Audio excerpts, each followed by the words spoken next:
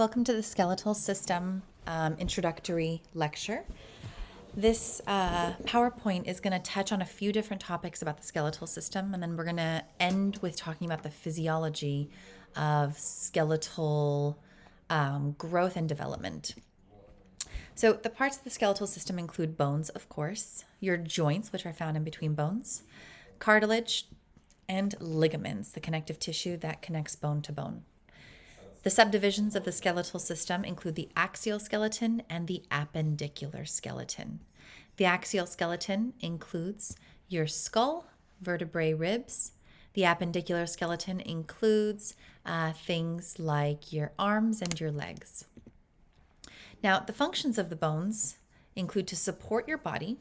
They help you stand erect. It includes your vertebrae and your skull. They protect your soft organs.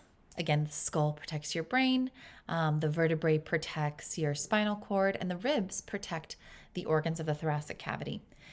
And number 3 is that it attaches to skeletal muscle using tendons, and then the contraction of that skeletal muscle pulls on the bones and allows for movement. Number 4 is to store minerals and fats. Major minerals include calcium and phosphorus. These guys balance each other between the bones and the blood. And then in terms of fats, the medullary cavity in the center of bones has what we call yellow bone marrow, which again is mostly made up of adipocytes. Then in the tips of your bones and in some of your shorter bones, you have spongy bone, which is full of red bone marrow. And it is this red bone marrow that contributes to blood cell formation, which we call hematopoiesis. Now, classification of bones. We classify it into 2 types of bones, compact bone and spongy bone. What you see here in the skull is both compact bone, which is on the superior and inferior regions. And in the middle is spongy bone. Looks kind of like a sponge. Bones are also classified by their shapes. Long bones, flat bones, short bones, irregular bones, and then there's a 5th type of group that we're really not going to talk about, and those are called sesamoid bones. Those include your patella. So your job here in this section is to understand what the 4 major bone shapes are and examples of these bone shapes. These are great test questions, guys. So long bones, just like the name states, are a little bit longer than they are wide, and they contain mostly compact bone. They're pretty strong. They do have spongy bone at the tips of them, and they have yellow bone marrow in the center shaft. All of the bones in your limbs are considered long bones, except for the little ones here in your hands and wrists, ankles, and your kneecaps. Like we said, those patella are called sesamoid bones. Flat bones are usually bones that help to protect organs. These include your sternum, the ribs, and most of the bones of the skull. Again, these guys, although they're flat, still have compact bone and spongy bone. Short bones, just like the name states, are shorter. They're usually cube-shaped, and they're going to be found in your carpals, which are your wrists, and your tarsals, which are your ankles. Again, these guys have an outer layer of compact bone full of spongy bone. And then you have your irregular bones. These are the weird, funky bones that don't really fall into any other category. These include your vertebrae, as well as your pelvis, so your hip bones. So now let's just take long bones and let's look at their anatomy. Make sure you know this illustration. This is a wonderful illustration to include on a lab exam or a lecture exam. So here's a long bone. The tips of long bones are called epiphyses. If you've already gone over your terminology PowerPoint, it's one of the first PowerPoints you have to go over, you'll know that the words proximal and distal are very important. Proximal epiphyses is the one closer to the center core of your body. The distal epiphyses is the part of the bone that's more distal, further away from the central core of your body. But nonetheless, these are called epiphyses. This is also where you're going to find your spongy bone, full of red bone marrow. The center shaft is called the diaphysis. This is where you'll find the medullary cavity full of yellow bone marrow. Around the entire bone, you have this, it's shaded almost blue. It's this fibrous, thin tissue layer called the periosteum. This is a very strong layer. It's there really to provide protection and health to the bone. It's also where you have a lot of vascularization, which means you have blood vessels there. Lastly, at the tips of the epiphyses, you have articular cartilage. The word articular comes from articulate, which means two things joining together. Articular cartilage is cartilage that is found in between two connecting bones, and it's really there to prevent the bones from grinding against each other. Now, do you see this region here that looks a little bit more compact than the spongy bone there and there? This is called the epiphyseal line. In adults, this is what's remaining of what's called an epiphyseal plate.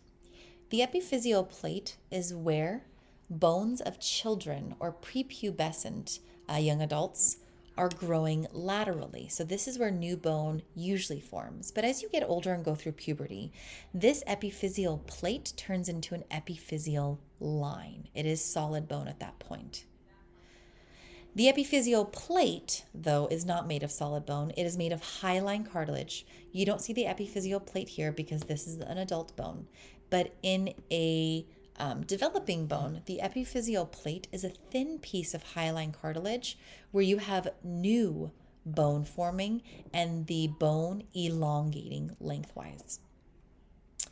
Then you have what's called the endosteum. The endosteum is going to line the inner surface of the shaft. So again, this is the shaft here. The inner surface is going to be this inner opening here. This is where you're going to find the endosteum. It lines that shaft, and in the middle of it, you have an opening called the medullary cavity. Now, structure of bones. Bone markings. On all bones, you have ridges, you're going to have little cracks, little crevices, openings, canals, little structures that kind of stick out of the bone. Those are all called bone markings. If we were in lab together, you would see these bone markings very clearly. You will be given a chance to see the bone markings on actual bones when we go to lab. But for the purposes of these lectures, the bone markings are labeled on almost all your bone images that are going to be in the coming lectures. Bone markings are important because these are not just made by random chance. Every bone marking has a purpose, and that could be to bind muscles using tendons. It could be a place to bind ligaments. It could be openings for blood vessels or nerves. They all have a function. It is your job to open up the bones list that is located under modules and be able to identify the bone markings that are on that list for your lab exam. Here are a few examples of bone markings. Tuberosities are very large projections. Crests are narrow ridges like this, the iliac crest. You have what are called trochanters, like these ridges here. They're large, blunt ridges on bones. Processes are any kind of prominence. Normally these guys are going to be found on vertebrae. So this is the spinous process. Here are the transverse processes. So you can read through this list and kind of get an idea of what each of these terms means, because you're going to see these terms over and over again during lab and on that bones list. This is the same thing. Again, more bone markings. Now, let's go into the deeper anatomy of compact bone. So compact bone, which is the hard, strong bone, is made of a structure called an osteon. This right here is an osteon. This is a quarter of an osteon. Osteons usually are circle. They're full circle. In the middle of the osteon, you have a central canal. It's also called the haversian canal. It's where you have your nerve, veins and arteries running through, supplying the bone with nutrients. These kind of orangish lines that go in concentric circles, these guys are called lamella. Along the lamella, you see these kind of lake-like structures. They're not just thin lines like these. They're these guys here. These are called lacunae. Lacunae is what houses mature bone cells. Osteocytes are the names of the mature bone cells that are found in the lacuna. So here's a lacuna. Osteocytes are found in those lacuna. Lacunae are connected to one another by these thin structures called lamella. And then you have these crack-like structures here that go transverse. These guys are called canaliculi or canaliculus.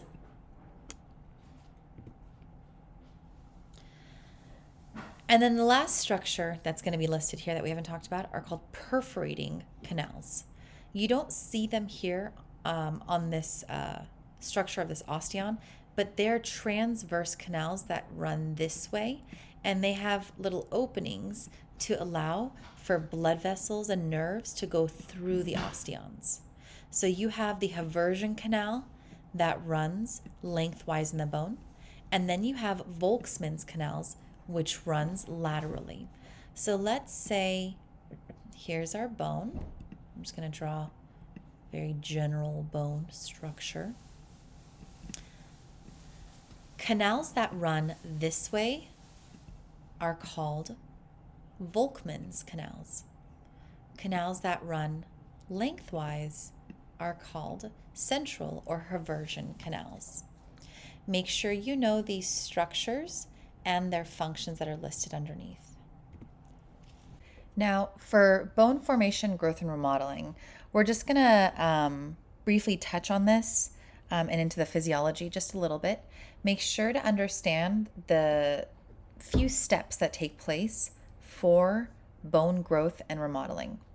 Now, here's a term, ossification, and ossification is the name of bone formation. Now, how does bone formation begin?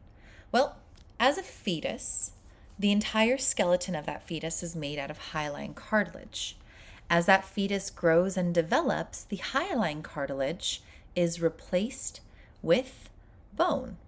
So there are two major phases that take place in the production of long bones. Number one, osteoblasts, remember those bone building cells, will first cover regions of the hyaline cartilage, and then the cartilage will start to become digested to give room for new osteocytes to fill. In addition to that, you start developing that medullary cavity that's in the middle here. So the cartilage inside starts to digest away and it opens up the medullary cavity. So what you'll see here is a somewhat mature bone. You'll notice that there's compact bone, spongy bone, and in blue, you'll notice that there is cartilage on this bone. At the tips of long bones, you have articular cartilage. We talked about that a few slides ago. And then you have the epiphyseal plate. So here you can see that, in fact, it is made out of cartilage and it has not gone through the ossification process yet where this plate has closed up. This usually indicates that the person or youth has not completed their growth process yet. So in an embryo, the majority of the skeleton is made out of hyaline cartilage. You have what's called a bone collar. This bone collar is a thin layer of bone that surrounds the hyaline cartilage. And in the middle, you see the cartilage start to become digested away in order to create that medullary cavity. So again, this is an embryo. As that embryo develops, it will then turn into a fetus, and a fetus is just the baby that's still in the womb. And that fetus will begin to digest away more cartilage and create new centers of bone growth. That means that you're going to need some vascularization. So you'll see that blood supply starts to come into the bone to supply those osteoblasts and osteocytes with nutrients for growth. The bone is going to grow lengthwise here. As you notice, the cartilage starts to digest away and the osteoblasts start to migrate upwards. Eventually, the baby is born, and through its developmental process, it'll eventually turn almost all of that hyaline cartilage into bone, except for two regions, the articular cartilage and the epiphyseal plate cartilage.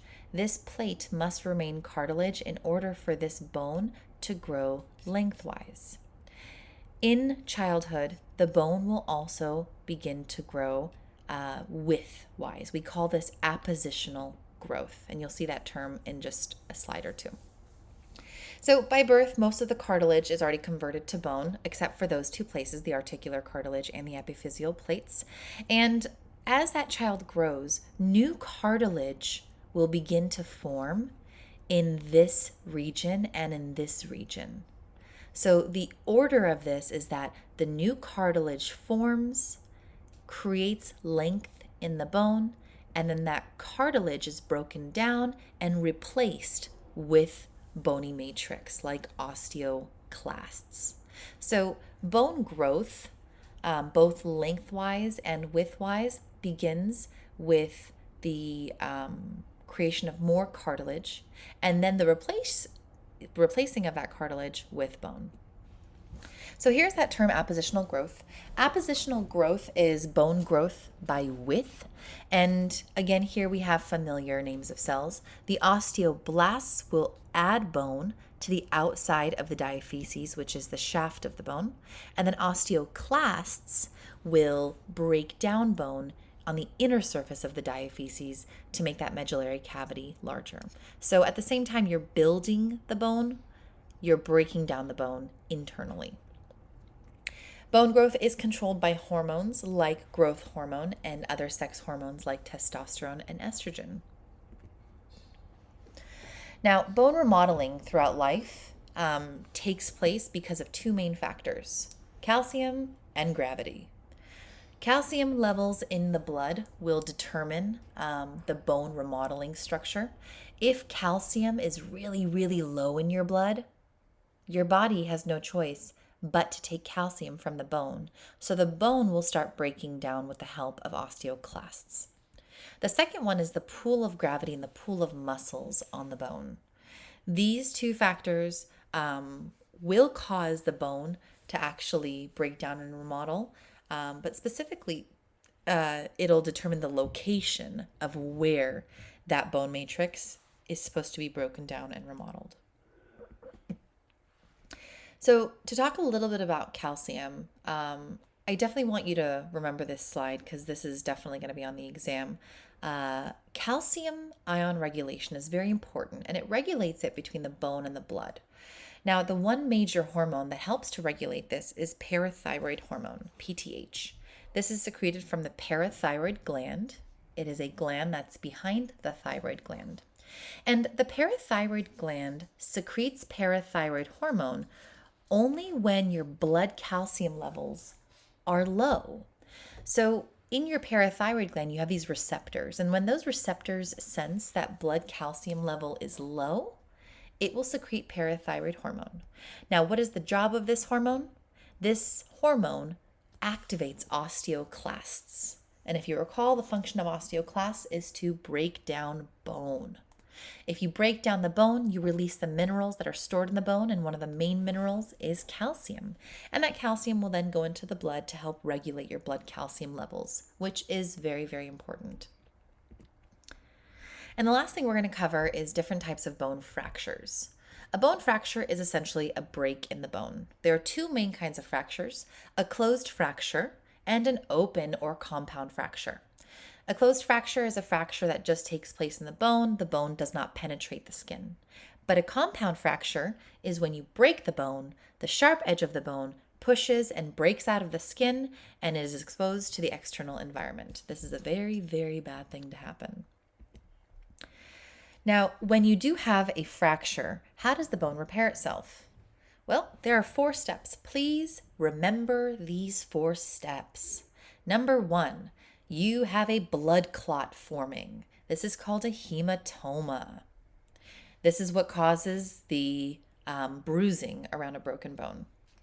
Once the blood clot forms, you have the ability to control where that blood is going. You are going to have a fibrocartilage callus forming. Fibrocartilage is a type of very, very strong cartilage. You should remember this from one of the first lectures we went through. Fibrocartilage will form around the broken bone because remember, before you build actual bone matrix, you must first create the cartilage structure of the bone. So you have the cartilaginous callus, and then that cartilage will start to digest and it will start to ossify into bone through the presence of osteoblasts that eventually mature into osteocytes. Then the last step is bone remodeling.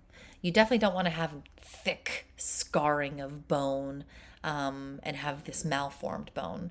So at the end of it, you have bone remodeling, and osteoclasts and osteoblasts work together to smooth out that region of bone.